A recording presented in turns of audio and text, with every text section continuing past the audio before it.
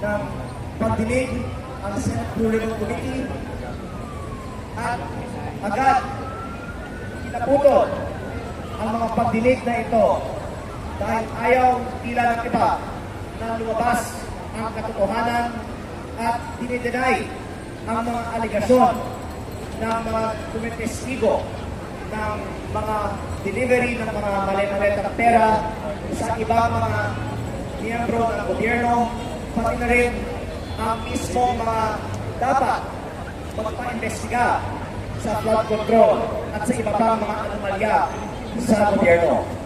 Kaya lalong importante na simulan muli ang investigasyon sa flood control dahil kung hayaan lang natin sa mga iba na isagawa ang mga investigasyong ito, hindi natin maaasahan na iimbestigahan nila ang sarili nila.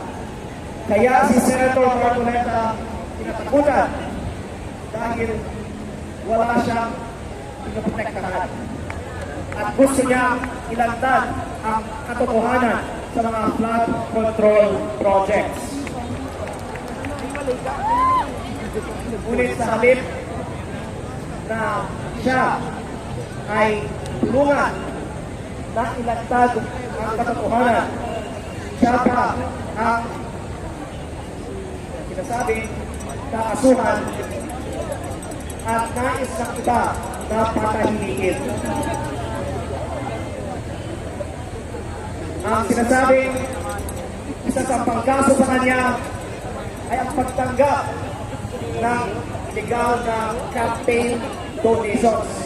Ngunit hindi nga sinasabi na nanggagaling sa pondo ng bayan ang mga donasyon na ito. Ito po ay mga pribadong donasyon po lamang at walang kaugnayan sa flood control. Meron akong isang nais na ibahagi sa inyo. Maraming mga miyembro ng Kongreso at Senado ay nakatanggap ng mga campaign donations mula sa mga DPWH contractors na nagsagawa ng mga maanomalyang flood control projects. Literal na ang mga kampanya ng ibang mga nakaupo ngayon ay pinondohan ng flood control. Ngunit sila pa ang nagpapaimbestiga sa mga anomalya sa gobyerno, kasali na ang kanilang mga aligasyon sa mga katulad ni Senator Marcoleta dahil ayaw nila na sila ang investigahan.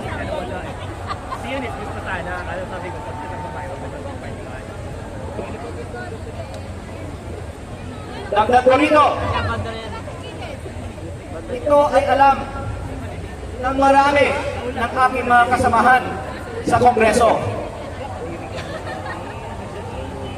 Nung ako ay bagong halal na congressman, ang daming mga kontraktor na lumapit sa akin para humingi ng kontrata sa DPWH.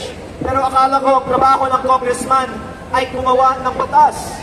Ang lumalabas pala, at least sa aming probinsya, sa Batangas, hindi nagkakaroon ng tunay na competitive biddings ang DPWH.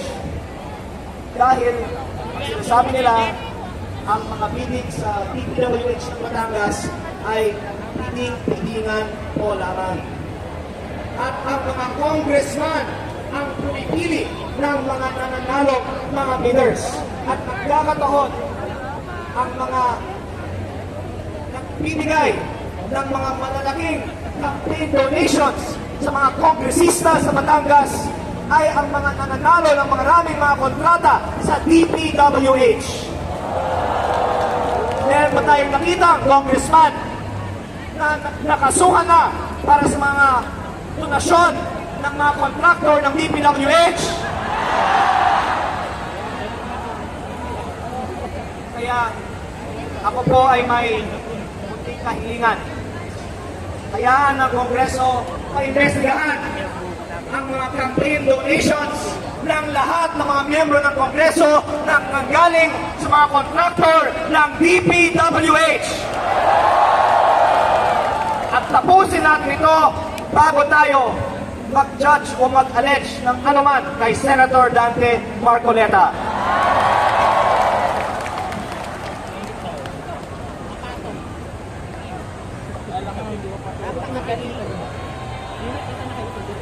Dagdag ko din po ito.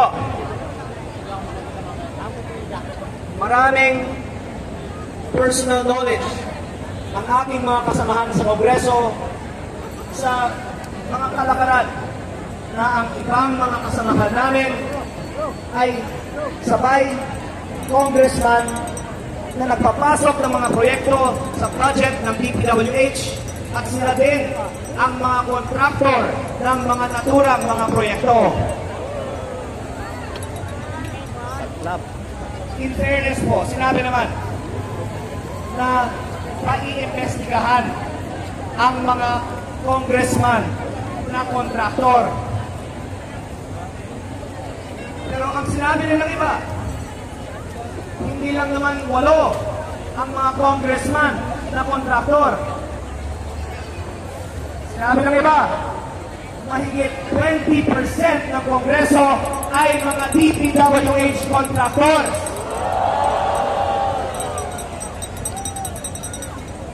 Sila ba ay makakasuhan kaya bago kakasuhan si Senator Marcoleta?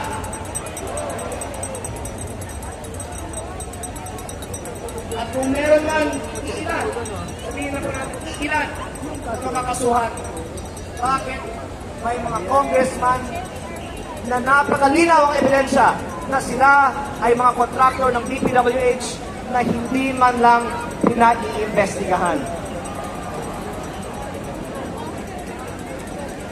Manghuli na nagdagan ko po ito. Lumabas na rin sa balita noon na ako ay may mga nakalap na mga dokumento mula sa DPWH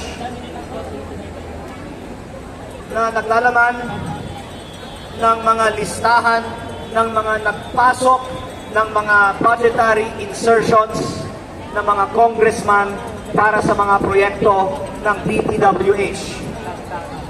Marami sa mga nagpasok ng mga proyekto sa budget ng DPWH ay may malinaw na kaugnayan sa mga contractors who were eventually awarded these projects. At may mga lumabas na mga testigo na nagpapatunay sa mga dokumentong ito. Dahil hindi po galing sa akin, nanggaling sa mga testigo na kinikilala ng ating gobyerno ang mga pahayag na ito. In fact, ang ilan sa kanila ay ginawa na o inanunsyong gagawing state witness. Absuelto na sa kanilang mga kaso. Ngunit, sa aking personal na opinion, kung gagamitin natin ang testimonya ng iilan para idawit ang iilan,